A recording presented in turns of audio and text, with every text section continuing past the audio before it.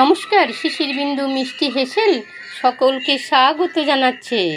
আজ আমি গণেশ চতুর্থীর উপলক্ষে মোদক বানাবো।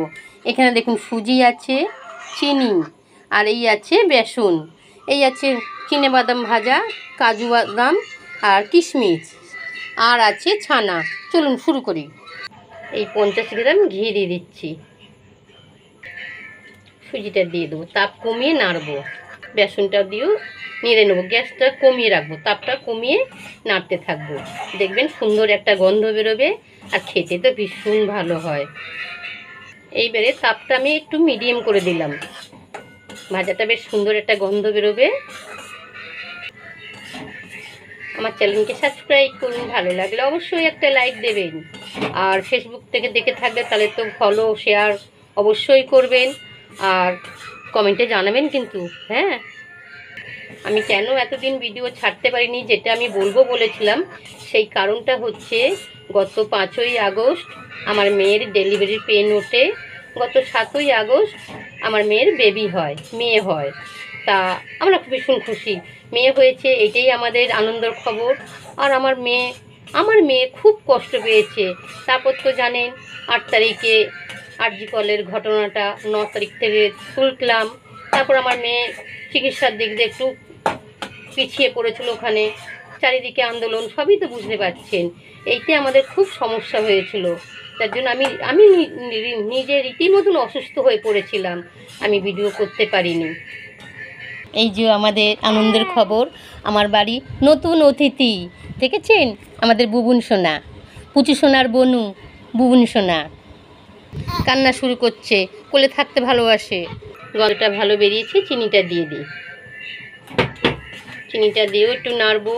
তারপর আমাদের জন্মাষ্টমীর পরের দিন ষষ্ঠী পুজো হয়, বেশ 50-60 জন লোক হয়েছে, আত্মীয় স্বজন এসছে, সবাই মিলে কাজ করেছে। কিন্তু আমি অসুস্থ ছিলাম, ভালো পারিনি করতে, প্রচুর পরিশ্রম করেছি না, হসপিটাল ঘর আর এই আন্দোলন সব কিছু ম্যানেজ করে চলতে হয়েছে। এখানে ষষ্ঠী পুজো হয়েছিল ঘট বসিয়ে, এখনও অনেক বাসন তুলতে বাকি আছে, অনেক খাটনি হয়েছে, রান্না বান্না পুজো সব মিলে না করলে আমি পারতামও না। সবাই মিলে আমরা করেছি, বাপের বাড়ি শ্বশুর বাড়ি সবাই মিলে।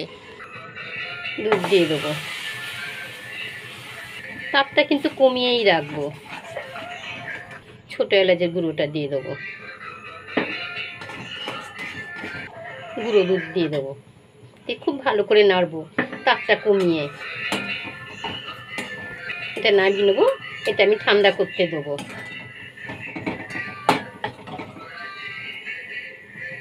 এখানে একটু দুধ দিয়েছি, ছানাটা দিয়ে দেবো, ছানাটা দিয়ে গ্যাস তাপটা কিন্তু মিডিয়াম রাখবো, হাইও করবো না, খুব যে লো তাও করবো না, লো এর থেকে একটু হাই রাখবো। বাদাম কিশমিশ এগুলো সব দিয়ে দিলাম, দিয়ে এই যে পাটালি এটাও দিলাম, দিয়ে গ্যাস মিডিয়াম করে এটা নাড়তে থাকবো। পুর আমার রেডি হয়ে গেছে, পুরটাও ঠান্ডা হোক। আমার তো ছাঁচ নেই, আমি হাত দিয়েই করব। একটু গর্ত করে নেবো বাটি মতন, খেতে কিন্তু খুবই খুবই সুন্দর হয়।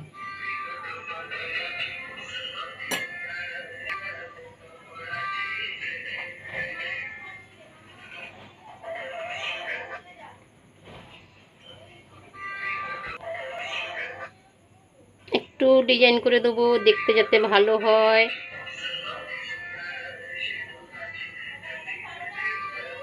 দেখুন দেখতেও বেশ ভালো লাগছে।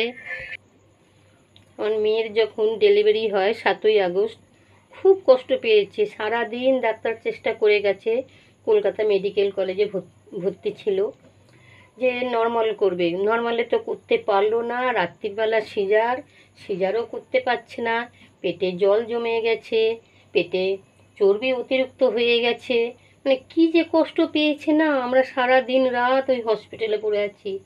এইতে আমি খুবই অসুস্থ হয়ে পড়েছিলাম। নিজের বাচ্চা কষ্ট পেলে মা কি ভালো থাকে বলুন তো। সুজি আর বেসন হালকা ভাজবেন, যে হালকা যে গন্ধটা যখন হয়ে আসবে, বুঝতে পারবেন যে হালকা একটা গন্ধ বেরোচ্ছে, তখনই কিন্তু দুধ ঢেলে দেবেন। বেশি ভাজলে কিন্তু ফেটে যাবে, তার এইভাবে মোদকটা তৈরি হবে না। বুঝতে পেরেছেন? ধন্যবাদ।